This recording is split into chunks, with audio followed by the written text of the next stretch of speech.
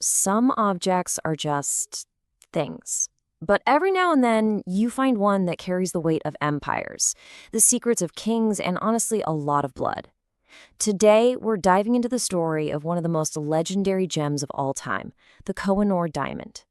This is a stone whose journey through history is as brilliant and as deeply flawed as its many facets. I mean, just let that sink in for a second. That's not just some flowery metaphor. That's a queen trying to put a value on something she believed was literally priceless. It tells you right from the start that the Kohinoor was never just a pretty rock. It was a symbol of power so absolute, it was beyond any earthly price tag. A prize worth more than mountains of gold, more than entire kingdoms. And for so many, it was worth dying for. So how in the world does one single diamond pass through so many powerful hands? Well, here's our roadmap. We're going to start with its mythical beginnings in ancient India. We'll follow its bloody trail through the courts of the Mughals and the Persians, watch it become the pride of the mighty Sikh Empire, and then see how it ended up as the jewel in the British crown, which, as you can imagine, is where the modern controversy really kicks off. So let's get started. Okay, so every legendary artifact needs a legendary origin story, right? And the Kohinoor has a couple of great ones. Was it a gift from the gods, a divine jewel from the dawn of humanity, or was it just a rock pulled from the mud and dust of a mine in southern India? Well, the truth is, the story really begins in that clash between myth and actual recorded history. And just look at the massive gap in time here. On one hand, you've got these incredible myths that connect the diamond to Hindu deities and ancient epics from 5,000 years ago. But on the other hand, the first verifiable piece of history we have places its discovery way more recently, in the 13th century to be exact, fished out of the famous Kollur Mines. And that right there, that's the moment the diamond leaps from legend into the history books. So when this thing was first pulled from the ground, it was, by all accounts, the largest diamond anyone had ever seen. We're talking a mind-boggling 793 carats in its raw, uncut form. Now, to give you some perspective, 1 carat is just 200 milligrams.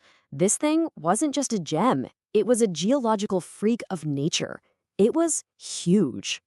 And this is what it weighs today, a little over 105 carats. Now, don't get me wrong, it's still an absolutely magnificent diamond, but that's a tiny fraction of its original size.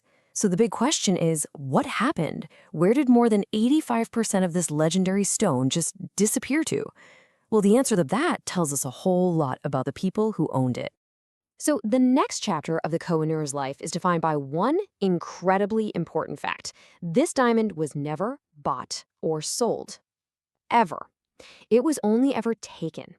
For hundreds of years, it was the ultimate prize of war, a symbol of absolute victory that was passed from one ruler to the next, usually through conquest and bloodshed. This timeline basically shows a brutal chain of custody.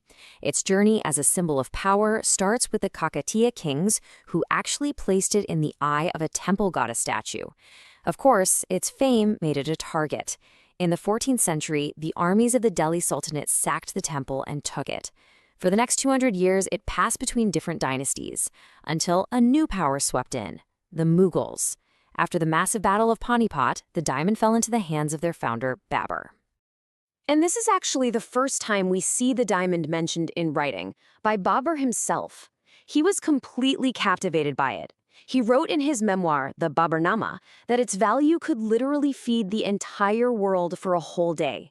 He didn't call it the Kohinoor. That name wouldn't come along for another 200 years. But he knew exactly how powerful it was. But, owning the world's greatest diamond didn't always bring good luck. A legend started to form, a so-called curse. People noticed that Mughal emperors who had the diamond, like Shah Jahan, the guy who built the Taj Mahal, often met pretty tragic ends. He was actually imprisoned by his own son. But on the flip side, Akbar, who was probably the most successful Mughal emperor, never owned the diamond, and his reign was famously stable and prosperous.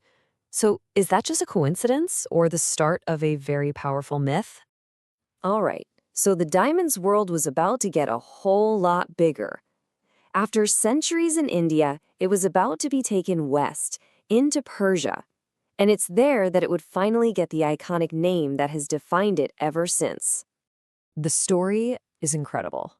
In 1739, the Persian ruler Nader Shah invaded and sacked Delhi. He looted all this incredible treasure, but he couldn't find the great diamond. Word got to him that the Mughal emperor kept it hidden in his turban at all times. So, Nader Shah laid this brilliant diplomatic trap. He proposed they exchange turbans as a gesture of brotherhood. The emperor was completely stuck. To refuse would have been a huge insult. He had no choice but to hand over his turban and the priceless gem hidden inside. And the legend goes that when Nader Shah unraveled the turban and the stone fell out, its brilliance was so blinding that he just yelled, Kohinoor, which is Persian for mountain of light. And just like that, the name stuck. This is the moment, captured in history, when the diamond got its official name. But it seems the curse traveled with the diamond.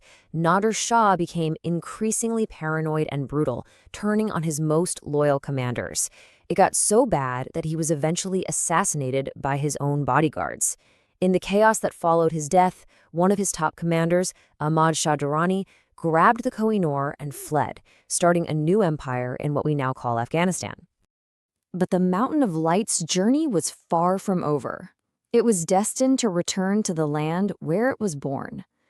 Its next chapter would place it in the hands of one of the most formidable rulers in Indian history, the Lion of Punjab.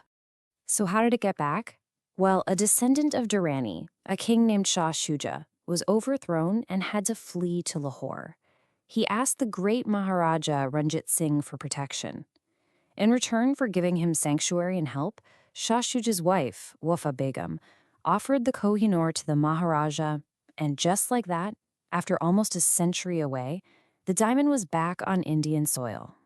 Ranjit Singh absolutely cherished the diamond. He would wear it strapped to his arm during big festivals. But as he was lying on his deathbed in 1839, he had a change of heart. He wanted to donate the gem to the Jagannath temple. His ministers, however, saw it as an asset of the state, not his personal property, and they refused his final wish. The Kohinoor stayed locked away in the Lahore treasury. Ranjit Singh's death created a massive power vacuum. The Sikh empire, which had been so strong under his rule, started to crumble from the inside. And this instability gave the perfect opening to a new rising power on the subcontinent, the British East India Company. And here's exactly how the transfer went down. After Ranjit Singh died, the Sikh empire got bogged down in internal conflicts. The British East India Company saw its chance, which led to the Anglo-Sikh Wars. The British won, and their victory was sealed with the 1849 Treaty of Lahore. And a key part of that treaty forced the new Maharaja, who was just a young boy at the time, to surrender the Kohinoor to the Queen of England. All right, so now we can finally solve the mystery of the shrinking diamond. It had already been badly cut once under the Mughals, which took it from almost 800 carats down to 186. But when the British put it on display in London, the public was actually underwhelmed. They thought it wasn't sparkly enough. So Prince Albert ordered it to be recut in the modern European style. The process took 38 days and chopped off another 40% of its weight, bringing it down to the 105.6 carats we see today, all to make it glitter for a Western audience. So now that the diamond is in Britain, the legend of the curse gets a very convenient update. The story shifted to say that the stone was deadly for any man who wore it, but that it brought good luck to a female monarch.